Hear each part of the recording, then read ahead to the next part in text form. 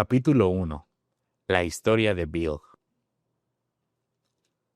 La fiebre de guerra era alta en el pueblecito de Nueva Inglaterra, al que fuimos destinados los jóvenes oficiales de Plattsburgh. Nos sentimos muy halagados cuando los primeros ciudadanos nos llevaban a sus casas y nos trataban como héroes. Allí estaban el amor, los aplausos y la guerra, momentos sublimes con intervalos de júbilo. Por fin estaba yo viviendo la vida, y en medio de esa conmoción descubrí el licor. Al descubrirlo, olvidé las serias advertencias y los prejuicios de mi familia respecto a la bebida. Llegó el momento en que nos embarcamos para Europa. Entonces me sentí muy solo y nuevamente recurrí al alcohol. Desembarcamos en Inglaterra. Visité la Catedral de Winchester. Muy conmovido, me dediqué a pasear por sus exteriores, y llamó mi atención una vieja lápida en la que leí esta inscripción: Aquí yace un granadero de Hampshire, quien encontró su muerte bebiendo cerveza fría. Un buen soldado nunca es olvidado, sea que muera por mosquete o por jarra de cerveza.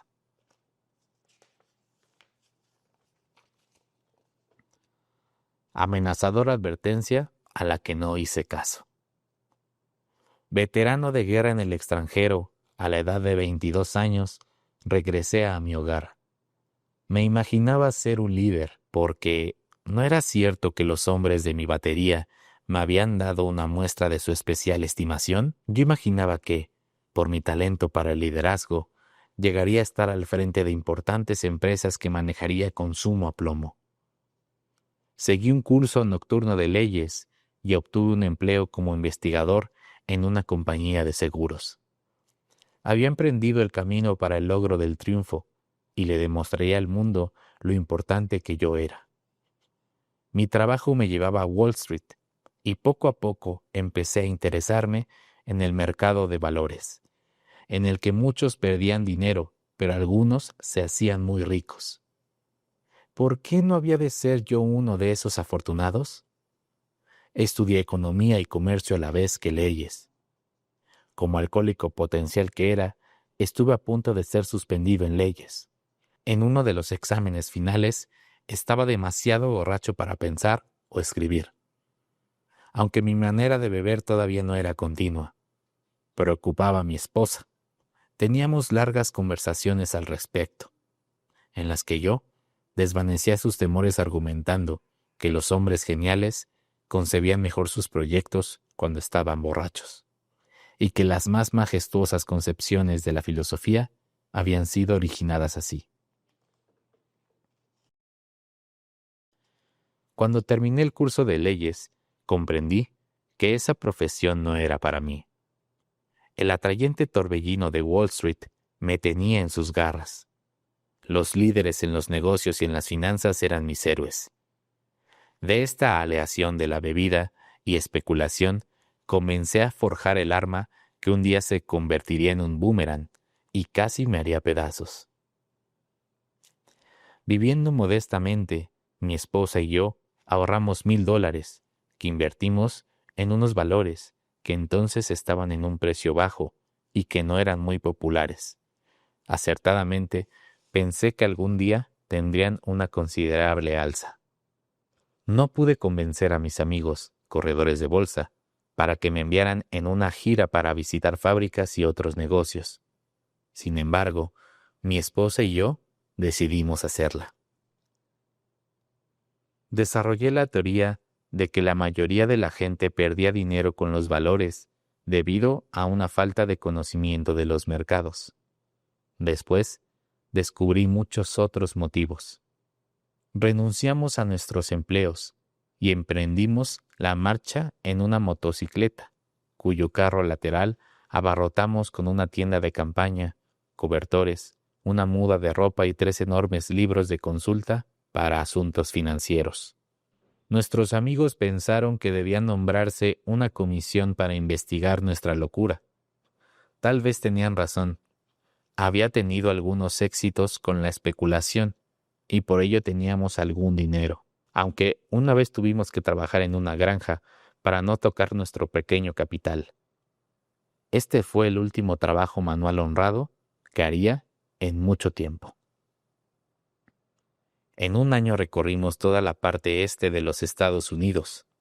Al finalizar el año, mis informes a Wall Street me valieron un puesto allí, con una cuenta muy liberal para mis gastos. Una operación de bolsa nos dejó un beneficio de varios miles de dólares ese año.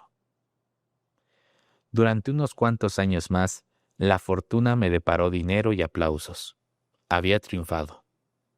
Mis ideas y mi criterio eran seguidos por muchos al son de las ganancias en papel. La gran bonanza del final de los años 20 estaba en plena ebullición y expansión. La bebida estaba desempeñando un importante y estimulante papel en mi vida, en la euforia que tenía. Se hablaba a gritos en los sitios de jazz de Manhattan. Todos gastaban miles y hablaban de millones. Podían burlarse los que quisieran. Al diablo con ellos. Tuve muchos amigos de ocasión. Mi manera de beber asumió proporciones muy serias, pues bebía todos los días y casi todas las noches. Las advertencias de mis amigos terminaban en pleito y me convertí en un lobo solitario. Hubo muchas escenas desagradables en nuestro suntuoso apartamento. No hubo realmente infidelidades, porque la lealtad a mi esposa ayudaba a menudo por mis borracheras extremas. Evitaban que me enredara en esos líos. En 1929 contraje la fiebre del golf. Inmediatamente nos fuimos al campo. Mi esposa a aplaudirme y yo a superar a Walter Hagen. Pero el licor me ganó antes de que pudiera alcanzar a Walter. Empecé a estar tembloroso por las mañanas. El golf me permitía beber todos los días y todas las noches. Me causaba satisfacción pasear por el exclusivo campo de golf que tanto admiraba de muchacho, luciendo la impecable tez tostada que suelen tener los caballeros acomodados. El banquero local observaba con divertido escepticismo el movimiento de cheques grandes. En octubre de 1929 se derrumbó repentinamente el mercado de valores de Nueva York. Después de uno de esos días infernales, me fui tambaleando del bar de un hotel a la oficina de un corredor de bolsa. Eran las 8, 5 horas después del cierre de mercado de valores. El indicador de cotizaciones todavía matraqueaba.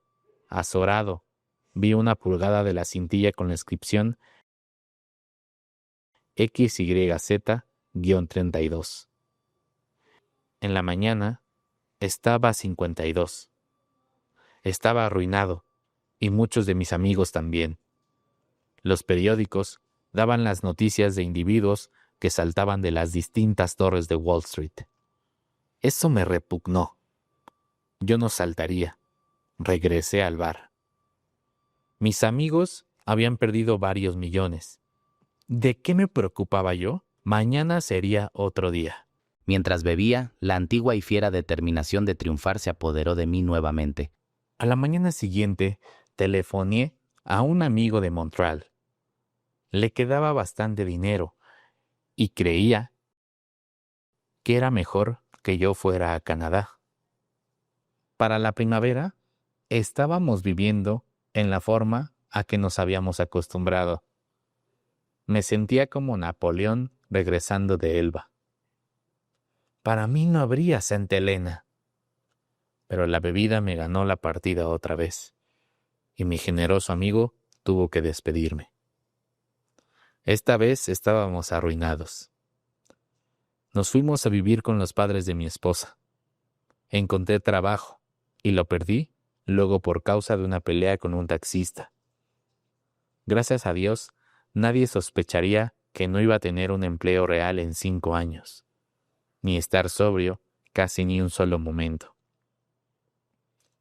Mi esposa comenzó a trabajar en una tienda, llegando agotada a casa para encontrarme borracho. En los círculos de la bolsa se llegó a considerarme como un allegado indeseable. El licor dejó de ser un lujo, se convirtió en una necesidad.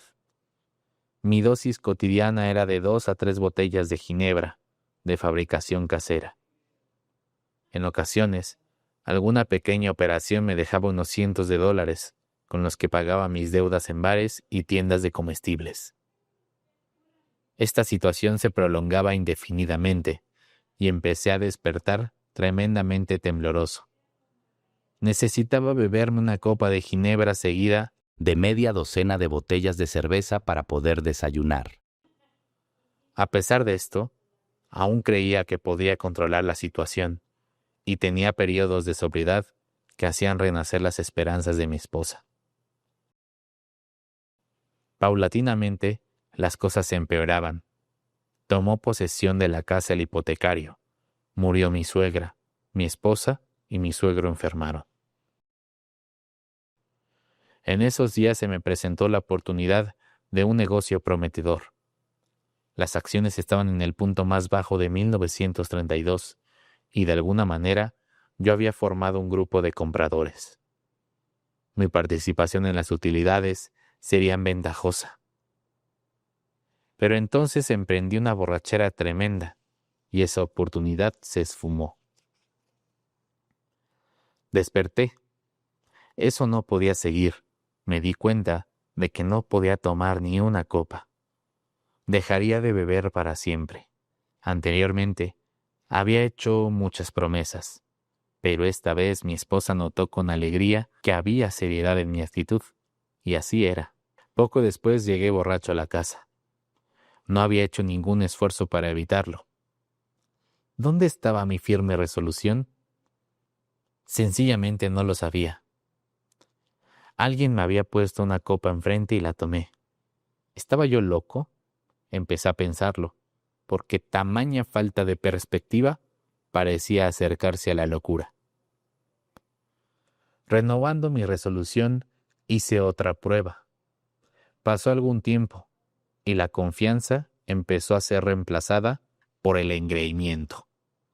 Podía reírme de la ginebra. Ahora podía hacerlo. Un día entré a un café para usar el teléfono. En menos que canta un gallo, estaba golpeando el mostrador de la barra y preguntándome cómo había sucedido. Mientras el whisky se me subía a la cabeza, me decía que la próxima vez lo haría mejor, pero que, por lo pronto, lo sensato era emborracharme bien. Y así lo hice. El remordimiento, el terror y la desesperación de la mañana siguiente son inolvidables. No tenía suficiente valor para luchar. Mis pensamientos volaban descontrolados y me atormentaba el terrible presentimiento de una calamidad. Casi no me atrevía a cruzar la calle por miedo a que me atropellara algún camión. Apenas comenzó a amanecer, entré a un lugar que permanecía abierto día y noche, y ahí me sirvieron una docena de vasos de cerveza que calmó mis atormentados nervios. En un periódico leí que el mercado de valores se había derrumbado de nuevo. Bueno, pues yo también. El mercado podía recuperarse, pero yo no. Resultaba duro pensarlo. ¿Debía suicidarme? No, ahora no. Entonces me envolvió una densa niebla mental. Con ginebra se arreglaría todo. Por lo pronto, 2 botellas y a olvidar. La mente y el cuerpo son mecanismos maravillosos, ya que los míos soportaron esta agonía más de 2 años, cuando el terror y la locura se apoderaban de mí por la mañana. Había veces que robaba a mi esposa el poco dinero que tenía en su bolso. Otras veces me asomaba a la ventana y sentía vértigo, o me paraba vacilante frente al botiquín del baño, en el que sabía que había veneno, y me decía que yo era un débil. Mi mujer y yo íbamos de la ciudad al campo, y del campo a la ciudad, tratando de escapar. Luego hubo una noche en la que la tortura física y mental fue tan infernal que creí que iba a saltar por la ventana. Como pude, llevé el colchón al piso debajo para no saltar al vacío. Fue a verme un médico y me recetó un fuerte sedante. Al día siguiente estaba tomando el sedante y la ginebra. Esta combinación pronto me causó un descalabro. Temían que enloqueciera. Yo también. Comía poco o nada, porque no podía hacerlo, y mi peso llegó a ser de 40 libras menos del normal. Mi cuñado es médico, y gracias a él y a mi madre, se me internó en un hospital para la rehabilitación física y mental de alcohólicos, conocido nacionalmente, bajo el tratamiento de veladona. Se aclaró mi cerebro. La hidroterapia y los ejercicios ligeros ayudaron mucho.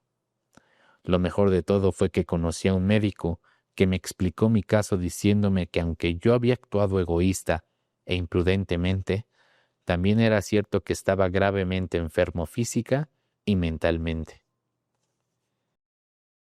Me produjo cierto alivio enterarme de que la voluntad del alcohólico se debilita, sorprendentemente, cuando se trata de combatir el licor, aunque en otros aspectos pueda seguir siendo fuerte.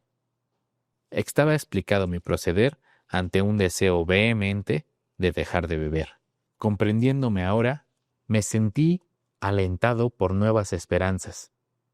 Durante 3 o 4 meses, las cosas marcharon bien. Iba a la ciudad con regularidad y hasta ganaba algún dinerito. Seguramente en eso estaba la solución, conocerse a sí mismo. Pero no lo estaba, porque llegó el día temible en que volví a beber. La trayectoria de mi decaimiento físico y moral descendió como la curva que describe el esquiador en un salto de altura. Después de algún tiempo regresé al hospital. Me parecía que aquello era el fin, la caída del telón. Mi esposa, fatigada y desesperada, recibió el informe de que en un año todo acabaría con una falla del corazón durante un delirio tremens, o tal vez un edema cerebral. Pronto tendrían que llevarme a un manicomio o a una funeraria. No tenían que decírmelo, lo sabía, y casi acogía un regocijo la idea. Fue un golpe devastador para mi orgullo.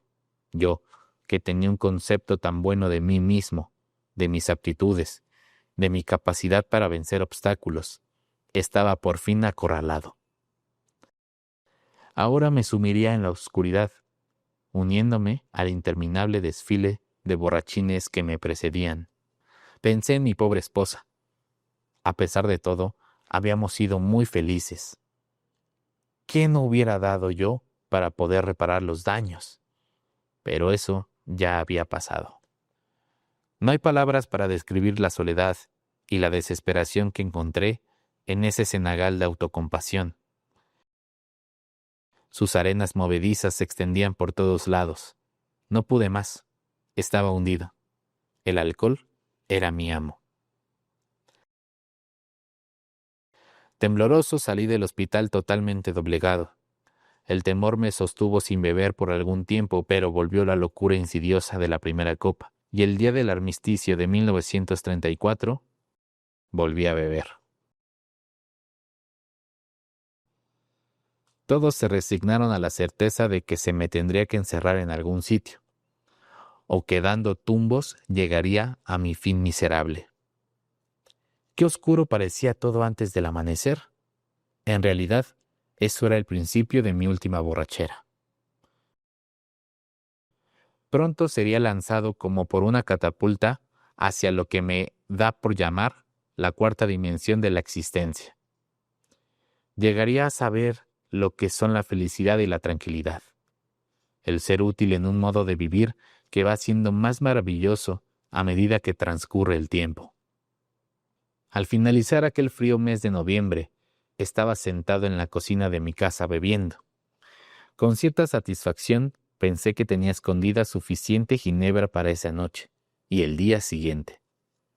Mi esposa estaba en su trabajo. Dudé si me atrevería a esconder una botella cerca de la cabecera de la cama. Lo necesitaría antes del amanecer. Mis cavilaciones fueron interrumpidas por el timbre del teléfono. La alegre voz de un antiguo compañero de colegio me preguntaba si podía ir a verme. Estaba sobrio. No podía recordar ninguna ocasión anterior en la que mi amigo hubiese llegado a Nueva York en esas condiciones. Me quedé sorprendido, pues se decía que lo habían internado por demencia alcohólica. ¿Cómo habría logrado escapar? Claro que vendría a cenar y entonces podría beber libremente con él. Sin preocuparme de su bienestar, solo pensé en revivir el espíritu de días pasados. Hubo una ocasión en que alquilamos un avión para completar la juerga. Su visita era un oasis en el desierto de la futilidad. Exactamente eso, un oasis.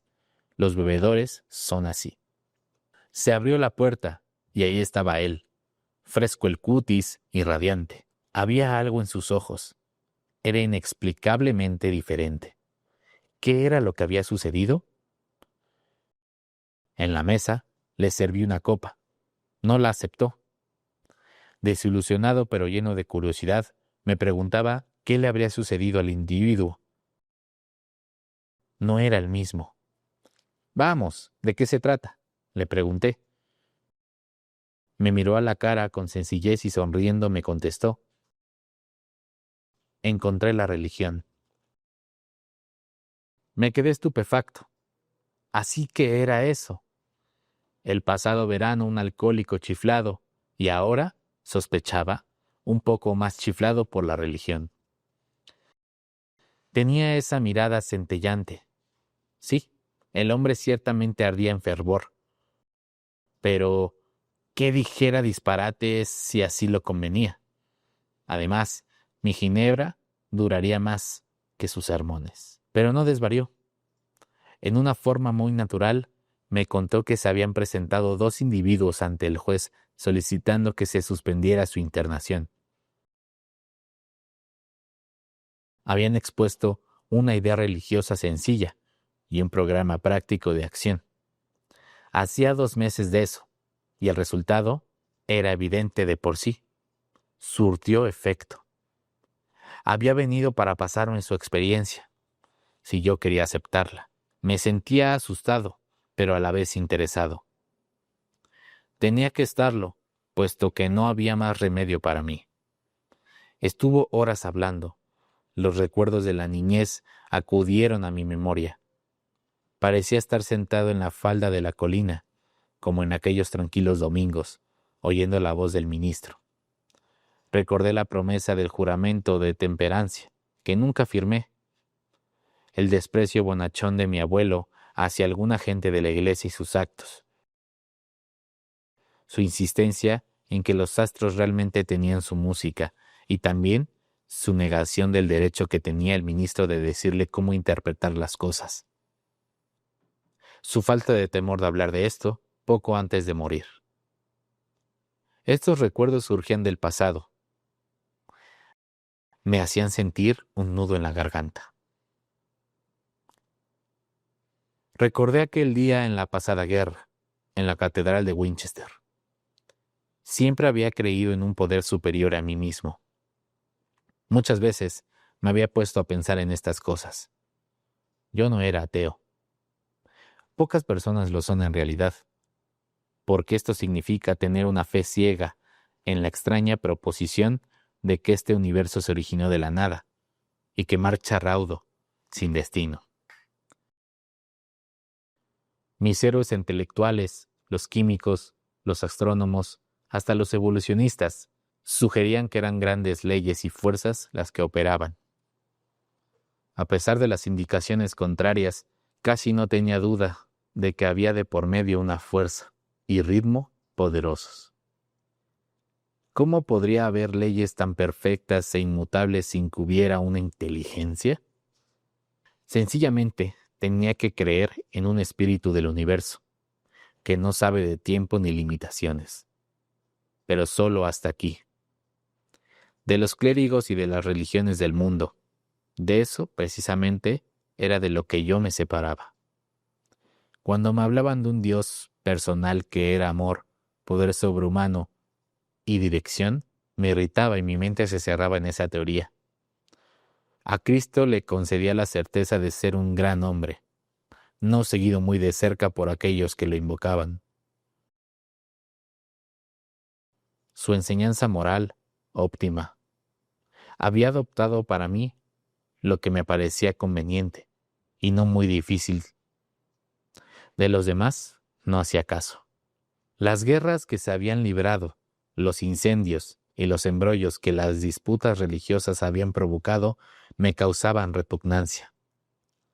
Yo dudaba sinceramente de que, haciendo un balance, las religiones de la humanidad hubiesen hecho algún bien. A juzgar por lo que había visto en Europa, el poder de Dios en los asuntos humanos resultaba insignificante, y la hermandad entre los hombres era una broma. Si existía el diablo, éste parecía ser el amo universal, y ciertamente me tenía dominado. Pero mi amigo, sentado frente a mí, manifestó categóricamente que Dios había hecho por él lo que él no había podido hacer por sí mismo. Su voluntad humana había fallado. Los médicos lo habían desahuciado. La sociedad estaba lista para encerrarlo. Como yo, había admitido una completa derrota. Entonces, efectivamente, había sido resucitado de entre los muertos, sacado repentinamente del montón de desperdicios y conducido a un plano de vida mejor de lo que él nunca había conocido. ¿Se había originado en él este poder? Obviamente no había sido así. No había existido en él más poder del que había en mí mismo en ese momento. Y en mí no había absolutamente ningún poder. Eso me dejó maravillado. Empezó a parecerme que, después de todo, la gente religiosa tenía razón. Aquí estaba trabajando en un corazón humano, algo que había hecho lo imposible. En esos momentos, revisé drásticamente mis ideas sobre los milagros. No importaba el triste pasado. Aquí estaba un milagro, sentado a la mesa frente a mí. En voz alta proclamaba las buenas nuevas. Me di cuenta de que mi amigo había experimentado algo más que una simple reorganización interior. Estaba sobre una base diferente. Sus raíces habían agarrado una nueva tierra. A pesar del ejemplo viviente de mi amigo, todavía quedaban en mí vestigios de mi viejo prejuicio. La palabra de Dios todavía despertaba en mí cierta antipatía.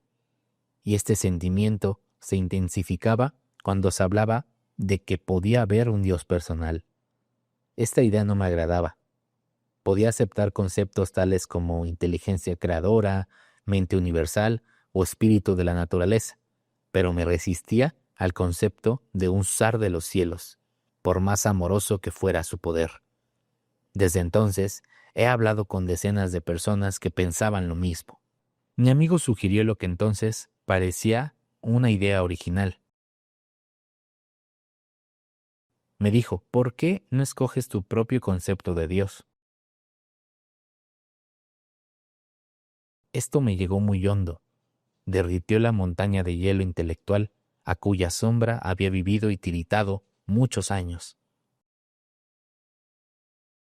Por fin, me daba la luz del sol. Solo trataba de estar dispuesto a creer en un poder superior a mí mismo. Nada más se necesitaba de mí para empezar. Me di cuenta de que el crecimiento podía partir de ese punto, sobre una base de completa y buena voluntad. ¿Podría yo edificar lo que veía en mi amigo? ¿Quería tenerlo? Claro que sí, lo quería. Así me convencí de que Dios se preocupaba por nosotros, los humanos, cuando a Él lo queremos lo suficiente. Al fin de mucho tiempo, vi, sentí y creí. La venda del orgullo y el prejuicio cayó de mis ojos. Un mundo nuevo estaba a la vista. El verdadero significado de mi experiencia en la catedral se me hizo evidente de golpe. Por un breve instante había necesitado y querido a Dios. Había tenido una humilde voluntad de que estuviera conmigo, y vino.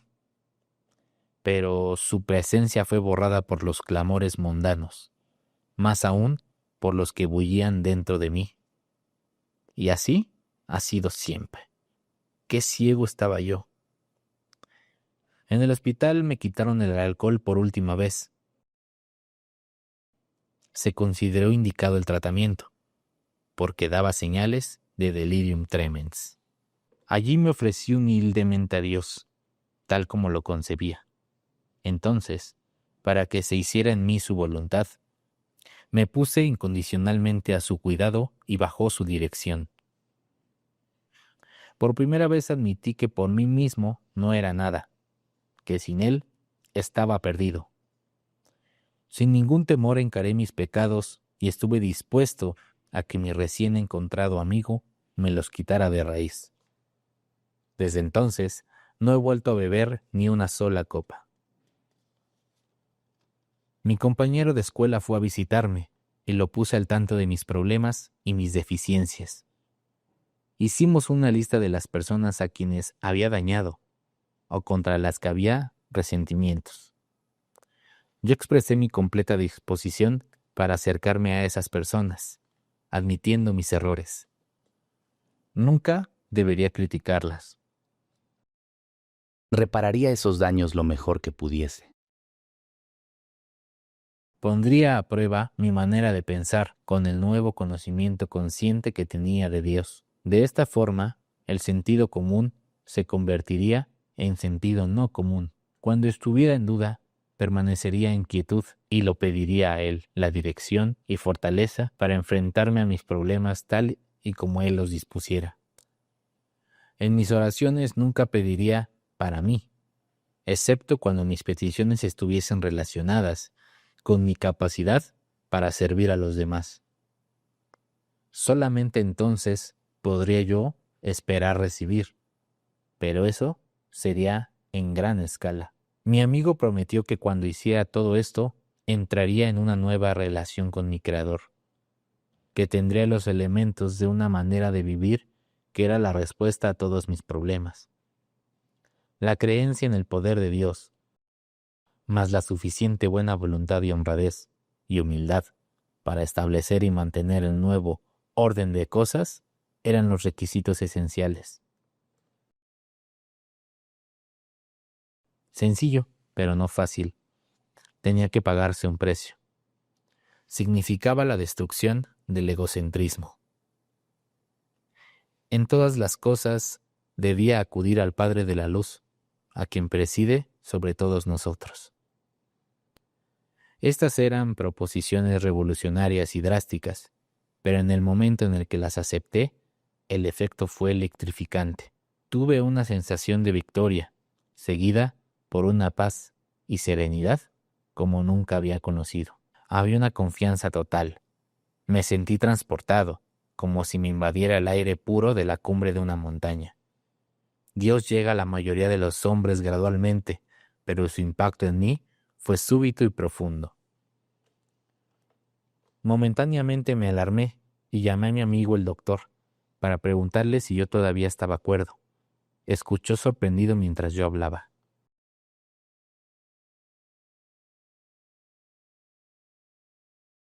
Finalmente movió la cabeza diciendo: «Le ha sucedido a usted algo que no comprendo, pero es mejor que se aferre a ello.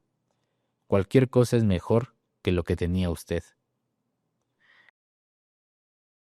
Ese buen doctor ve ahora a muchos hombres que han tenido tales experiencias. Sabe que son reales.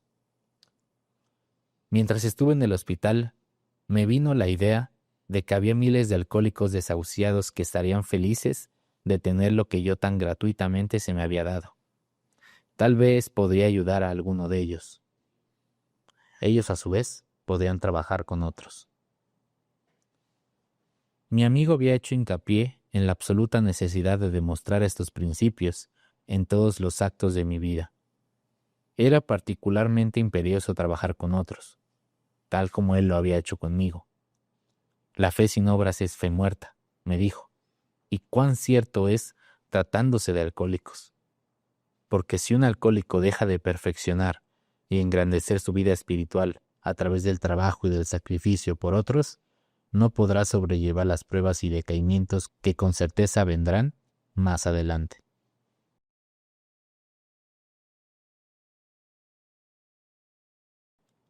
Si él no trabajaba, era seguro que volvería a beber, y si bebía, seguramente moriría. La fe estaría muerta entonces. Tratándose de nosotros, es precisamente así. Mi esposa y yo nos entregamos con entusiasmo a la idea de ayudar a otros alcohólicos a resolver su problema. Afortunadamente fue así, porque las personas con las que había tenido tratos de negocios permanecieron escépticas por más de un año, durante el cual pude conseguir poco trabajo.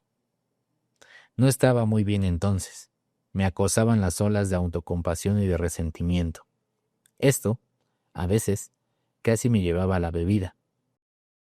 Pero pronto percibí que cuando todas las otras medidas me fallaban, el trabajo con otros alcohólicos me salvaba el día. Estando desesperado, he ido muchas veces a mi viejo hospital.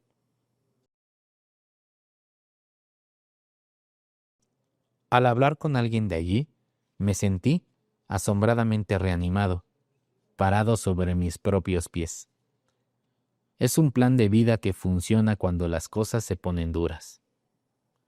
Empezamos a hacer muchos amigos, Y entre nosotros, ha crecido una agrupación de la cual el ser parte es algo maravilloso. Sentimos la alegría de vivir, aún bajo tensiones y dificultades. He visto a cientos de familias poner sus pies en el sendero, que sí llega a alguna parte. He visto componerse las situaciones domésticas más imposibles, peleas y amarguras de todas clases eliminadas. He visto salir de manicomios a individuos para reasumir un lugar vital en la vida de sus familias y de sus comunidades. Hombres y mujeres que recuperan su posición. No hay casi ninguna clase de dificultad y de miseria que no haya sido superada entre nosotros. En una ciudad del oeste hay 1,000,000 de nosotros y de nuestras familias. Nos reunimos con frecuencia para que los recién llegados puedan encontrar la agrupación que ellos buscan.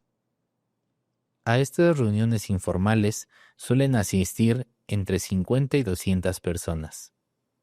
Estamos creciendo, en número así como en fortaleza.